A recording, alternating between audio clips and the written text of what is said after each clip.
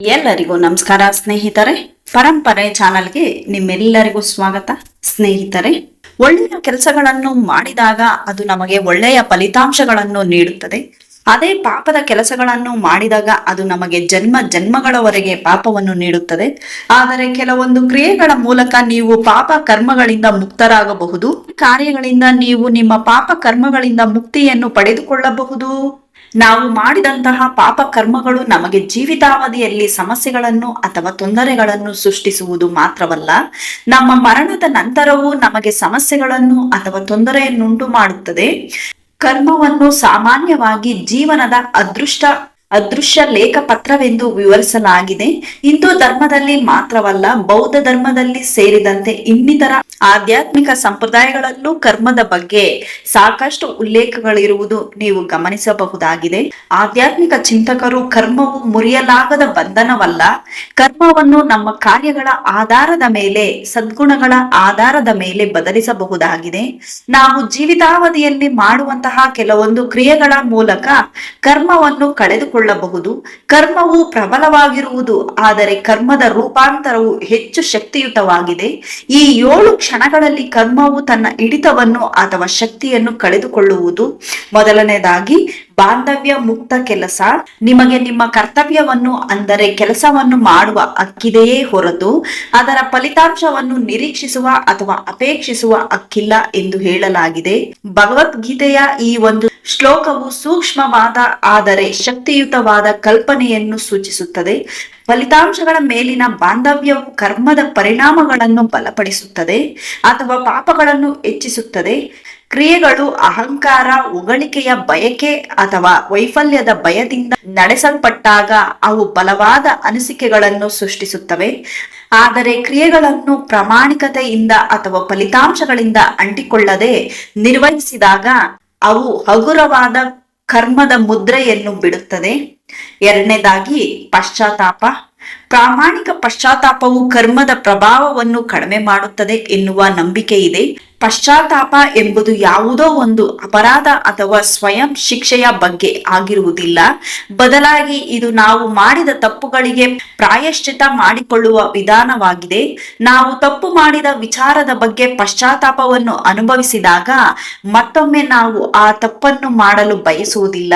ಅನೇಕ ಆಧ್ಯಾತ್ಮಿಕ ಪಠ್ಯಗಳು ನಮ್ಮ ಉದ್ದೇಶಗಳು ಕರ್ಮವನ್ನು ಕ್ರಿಯೆಗಿಂತ ಹೆಚ್ಚು ಆಳವಾಗಿ ರೂಪಿಸುತ್ತದೆ. ಪಶ್ಚಾತ್ತಾಪವೆಂಬುದು ನಮ್ಮಲ್ಲಿ ಉದ್ಭವವಾಗುತ್ತಿದ್ದಂತೆ ಕರ್ಮದ ಫಲಗಳು ಸೂಕ್ಷ್ಮವಾಗಲು ಪ್ರಾರಂಭವಾಗುವುದು. ಮೂರನೇದಾಗಿ, ಕರುಣೆ ಪ್ರತಿಕಾರವನ್ನು ಬದಲಿಸುವುದು. ಕರ್ಮವನ್ನು ವೃದ್ಧಿಗೊಳಿಸುವ ಇನ್ನೊಂದು ಉತ್ತಮ ಮಾರ್ಗವೆಂದರೆ ಕರುಣೆಯ ಗುಣವನ್ನು ಹೊಂದಿರುವುದು. ಯಾರಾದರೂ ನಮ್ಮನ್ನು ನೋಯಿಸುತ್ತಾರೆ, ನಾವು ಕೋಪದಿಂದ ಪ್ರತಿಕ್ರಿಯಿಸುತ್ತೇವೆ.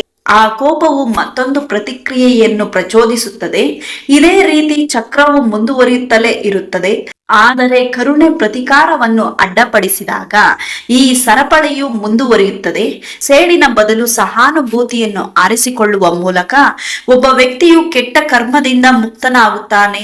ಒಂದು ಕೆಲಸದ ಮೇಲೆ ಆಗಿರಬಹುದು, ಒಂದು ಜೀವಿಗಳ ಮೇಲೆ ಆಗಿರಬಹುದು, ಕರುಣೆಯ ಮನೋಭಾವ ಇಟ್ಟುಕೊಂಡು ವರ್ತಿಸಿದಾಗ ಪಾಪ ಕರ್ಮಗಳು ಕಡಿಮೆಯಾಗುವುದು.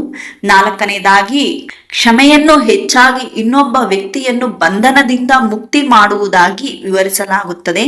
ಆದರೆ ಆಧ್ಯಾತ್ಮಿಕವಾಗಿ ಕ್ಷಮೆಯ ಗುಣವು ನಮ್ಮನ್ನು ಪಾಪದಿಂದ ಮುಕ್ತಿಗೊಳಿಸುವುದಾಗಿದೆ.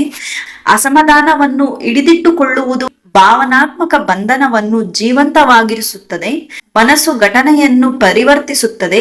ನೋವು ಮತ್ತೆ ಕಾಣಿಸಿಕೊಳ್ಳುತ್ತದೆ ಮತ್ತು ಕರ್ಮ ಸಂಪರ್ಕವು ಕಾರ್ಯನಿರ್ವಹಿಸುತ್ತಲೇ ಇರುತ್ತದೆ. ಕ್ಷಮೆಯು ಸ್ಮರಣೆಯನ್ನು ಅಳಿಸುವುದಿಲ್ಲ, ಆದರೆ ಅದಕ್ಕೆ ಅಂಟಿಕೊಂಡಿರುವ ಭಾವನಾತ್ಮಕ ಆವೇಶವನ್ನು ಕರಗಿಸುತ್ತದೆ. ಕಾರ್ಯಕ್ಷಮತೆಯಾಗಿಲ್ಲದಿದ್ದಾಗ ಭೂತಕಾಲವು ವರ್ತಮಾನದಿಂದ ಶಕ್ತಿಯನ್ನು ಬೇಡುವುದು ನಿಲ್ಲಿಸುತ್ತದೆ. ಐದನೇದಾಗಿ, ನಿಸ್ವಾರ್ಥ ಸೇವೆ. ನಿಸ್ವಾರ್ಥ ಸೇವೆಯನ್ನು ಪುಣ್ಯ ಕಾರ್ಯವೆಂದು ಕರೆಯಲಾಗುತ್ತದೆ. ಕರ್ಮದ ಪ್ರಬಲ ಶುದ್ಧೀಕರಣಕಾರಕವೆಂದು ಪರಿಗಣಿಸಲಾಗುತ್ತದೆ. ಪ್ರತಿಫಲ ಅಥವಾ ಮನ್ನಣೆಯ ನಿರೀಕ್ಷೆ ಇಲ್ಲದೆ ಇತರರ ಪ್ರಯೋಜನಕ್ಕಾಗಿ ಮಾತ್ರ ಕ್ರಿಯೆಗಳನ್ನು ಮಾಡಿದಾಗ ಅವು ಕ್ರಮೇಣ ಕ್ರಮವನ್ನು ಉತ್ಪಾದಿಸುವ ಆಂತರಿಕ ಪ್ರೇರಣೆಯನ್ನು ವರ್ತಿಸುತ್ತವೆ. ಸೇವೆಯು ಗಮನವನ್ನು ಅಹಂಕಾರದಿಂದ ದೂರವಿಟ್ಟು ಪರಸ್ಪರ ಸಂಬಂಧದ ಕಡೆಗೆ ಬದಲಾಯಿಸುತ್ತದೆ. ಶಾಂತ ರೀತಿಯಲ್ಲಿ ನಿಸ್ವಾರ್ಥ ಸೇವೆಯು ಉದ್ದೇಶವನ್ನು ಮರು ಸಂಪರ್ಕಿಸುತ್ತದೆ.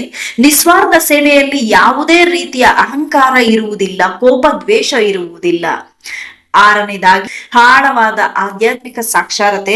ಅನೇಕ ಆಧ್ಯಾತ್ಮಿಕ ಸಂಪ್ರದಾಯಗಳು ಆಳವಾದ ಜಾಗೃತಿಯು ಕರ್ಮವನ್ನು ಅದರ ಬೇರುಗಳಲ್ಲಿ ಕರಗಿಸುತ್ತದೆ ಎಂದು ಸೂಚಿಸುತ್ತದೆ. ಅಂತಹ ಕ್ಷಣಗಳಲ್ಲಿ ಅಹಂಕಾರವು ನಾಶವಾಗುವುದು. ಆಧ್ಯಾತ್ಮಿಕ ಸತ್ಕಾರವನ್ನು ಪಡೆದುಕೊಂಡ ವ್ಯಕ್ತಿಯ ಮನಸ್ಸು ಕೆಟ್ಟ ಕೆಲಸಗಳನ್ನು ಮಾಡಬೇಕೆಂದು ಬಯಸುವುದಿಲ್ಲ. ಅಂತಹ ಮನಸ್ಸು ಯಾವಾಗಲೂ ದೇವರು ದೇವತೆಗಳಿಗೆ ಇಷ್ಟವಾಗುವಂತಹ ಕೆಲಸವನ್ನು ಮಾಡಲು ಬಯಸುತ್ತದೆ.